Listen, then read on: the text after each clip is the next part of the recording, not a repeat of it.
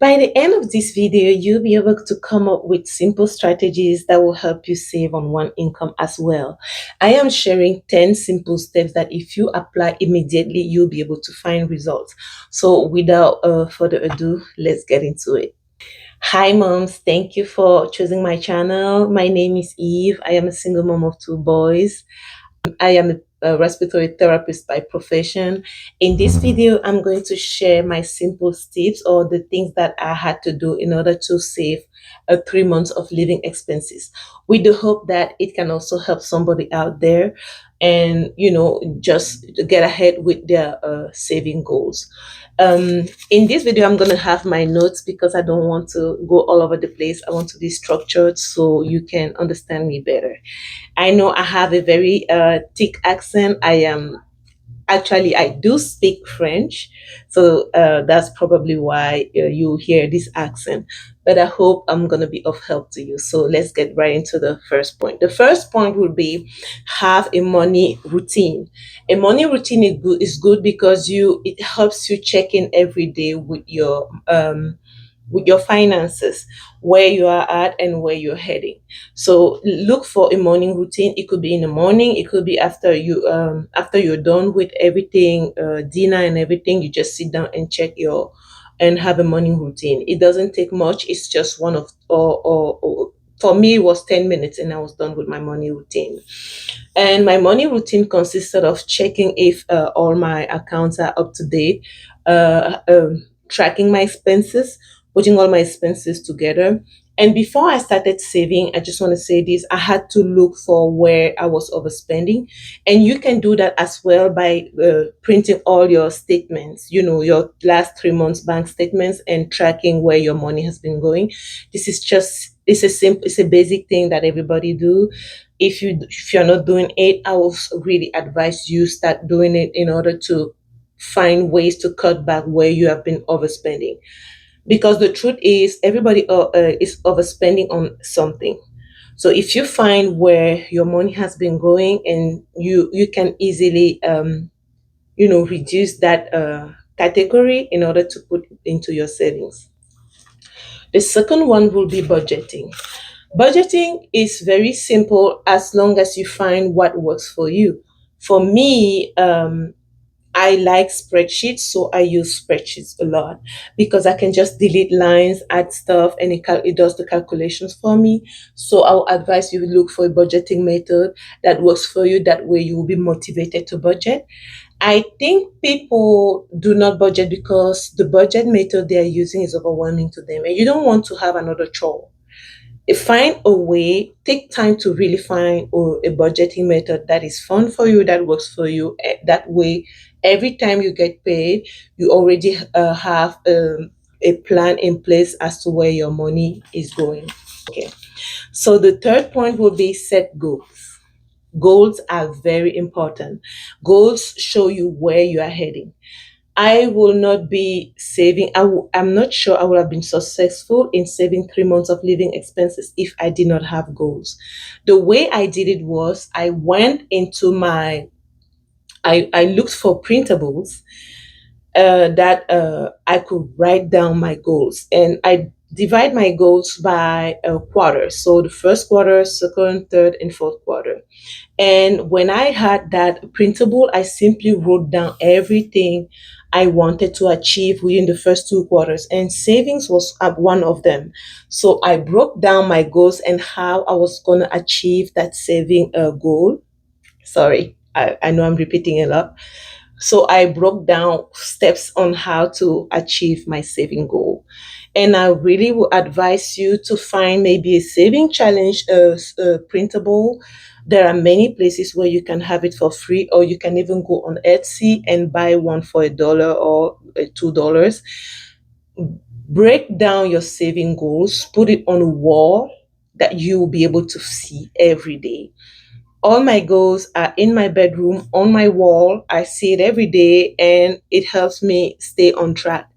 And I also have a saving challenge where I am able to cross every time I reach a certain level, I cross it. So it keeps me motivated and I see my progress, which is very rewarding to me.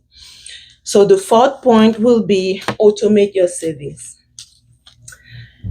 I know it could be very scary when you are living on one income, and if you're raising two kids, or maybe your husband has lost his job, or maybe you have lost yours, and so, or maybe you decided to do something with the second income and you want to live on one income. It is very scary to automate savings because you always feel like your expenses, you will not be able to pay all your expenses. But the truth is, it's even harder to manually remove money every time to put it in another account for savings. Why do I say that? Because once the money hits your bank account, you're going to plan for it. And if you have to plan for savings, it's going to be hard. Okay. So I do not want to waste time thinking if I have to save this amount or not. I knew that by automating savings, only what hits my bank account is going to be what I will use for other things. So savings was already taken. And that way I was able to save the same amount every time. And from time to time, I started increasing more because it was getting easier and easier for me, because the money was just removed from my account and boom, it was done. So I would just continue uh, budgeting the remaining amount that is in my account without thinking of saving.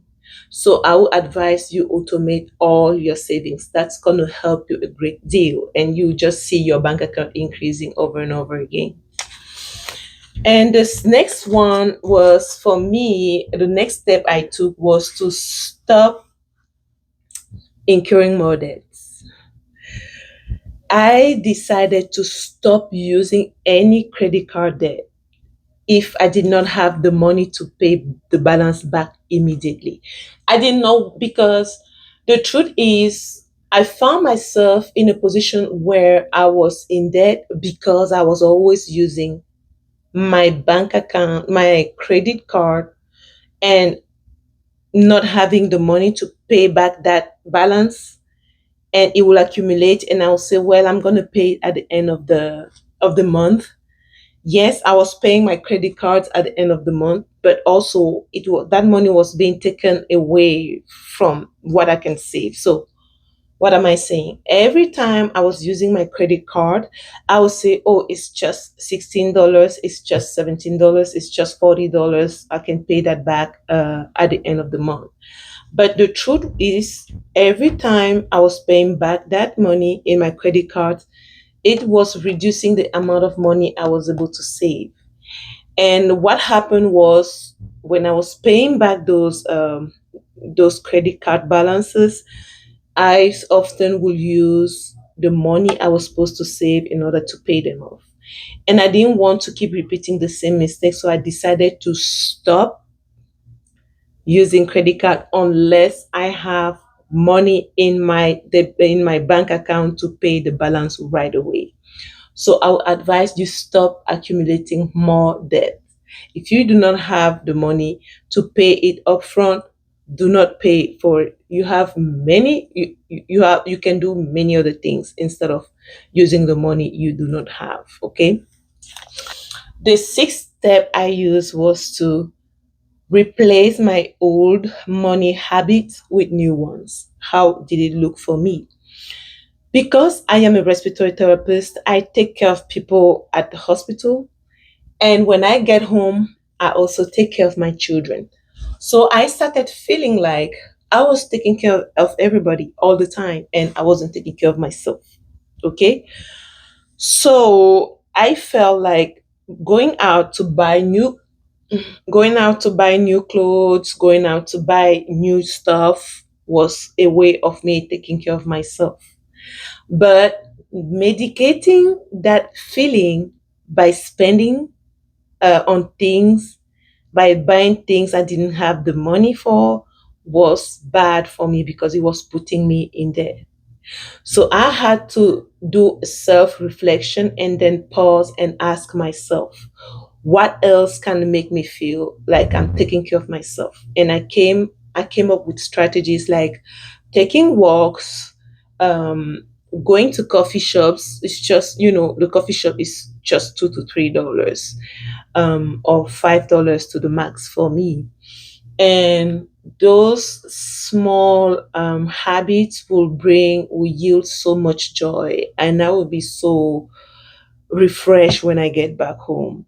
So instead of me going to buy clothes, I will instead, when I feel overwhelmed or when I feel like I need to take care of myself, I'll go for a walk, I'll go to a coffee shop, and or I will read a good book. So I would advise, mom, that you look for a way to replace those spending habits. For you, it might not be buying clothes. It might be buying a lot of makeup products. It might be buying other things. So look for ways, or look for ways that you can replace that feeling. It could be having a hobby like crocheting. It could be doing something that is fun but is inexpensive. uh, Take time to think on what you can do that will replace that feeling. And that is a huge one, because we do not change overnight. We take tiny, tiny steps, small action steps in order to change. And overspending being one habit that wasn't built overnight, it will take time also to regulate that feeling.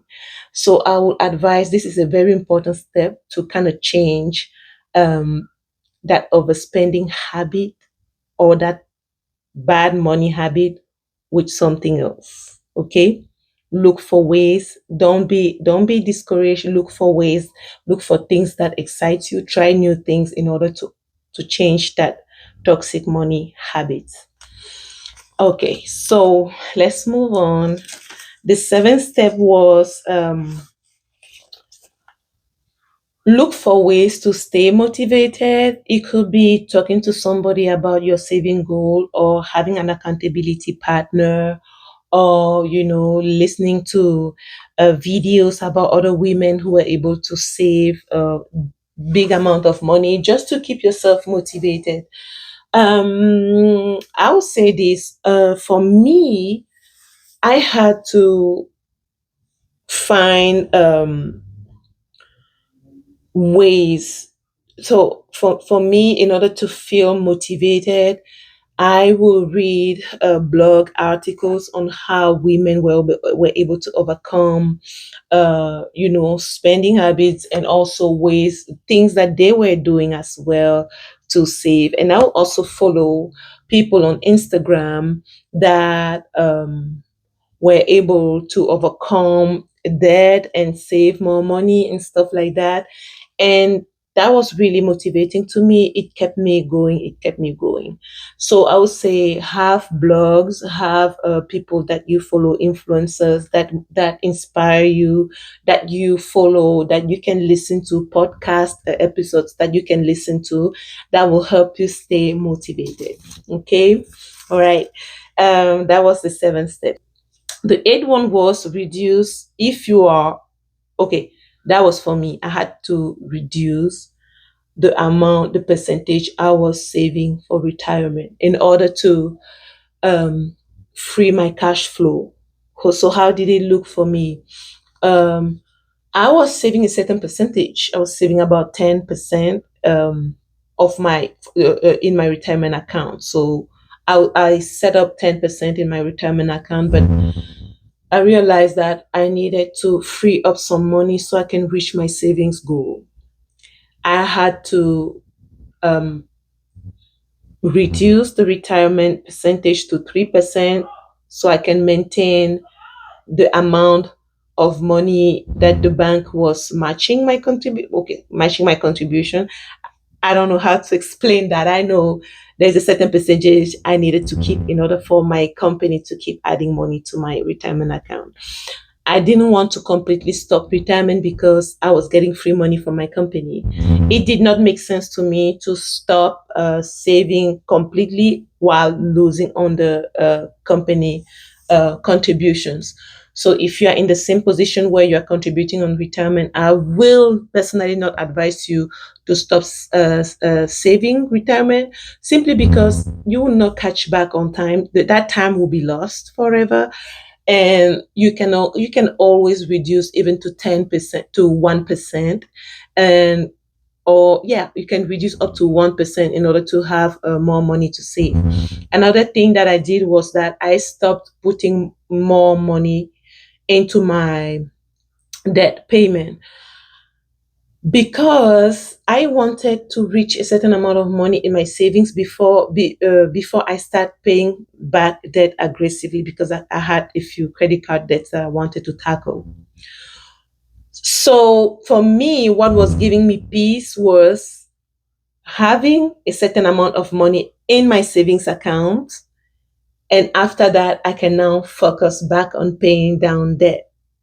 I did not have peace of mind paying debt without having something meaningful in my savings account. That's just me. And that's just what I did to reach my savings goal.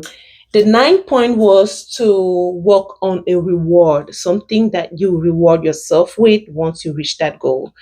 It boosts your energy. You are very happy to save when you know that there's a reward waiting for you. I bought a saving challenge, a 100 envelope saving challenge, and I started putting some money in there for vacation. I said to myself, okay, since I am saving, I'm now going to use the money that I use for groceries.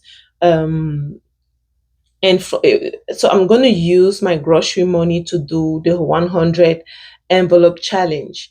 So when I go shopping, I will always go shopping with cash, sometimes with debit card, but mostly with cash. That way, if I manage to save a little bit of money, I'll go back home and put it in an envelope that corresponds to that amount. So if I manage to save $8, then I'll pull out the $8 uh, envelope and then put the money in there and check that box. That way, I knew by the end of the year, I will have enough money saved up to go on vacations with my kids, because I believe that. Um, I believe that paying for experiences last forever, and I wanted to reward myself by taking me and my sons to a good vacation a destination. And I also encourage you to find a way to reward yourself, something that is going to be meaningful for you, so that it keeps you going. Saving money is hard, paying off debt is hard, staying on track is hard. And what helped me greatly was to have affirmations that I will say every time to encourage myself, because sometimes from time to time I'll pick hours, and it's hard to pick hours to work, sometimes to work overtime because you want to reach a certain goal. I wasn't working overtime all the time because I believe you can easily get burnt out and just stop everything you're doing. But I believe in, from time to time, sacrificing a few hours here and there to kind of boost your savings goals. So look for daily affirmations like, I'm reaching this goal, I'm saving effortlessly, I'm having this X amount of money in my account. Use the present tense and just say those things that are going to boost your mood. Okay. Thank you, Mom, for being here, watching till the end. I hope I was of help. I hope you find at least two or three tips that you're gonna apply right away. Leave in a comment which one you're gonna use as from today. And thank you for watching. Don't forget to subscribe if you like this content. See you next time. Bye for now.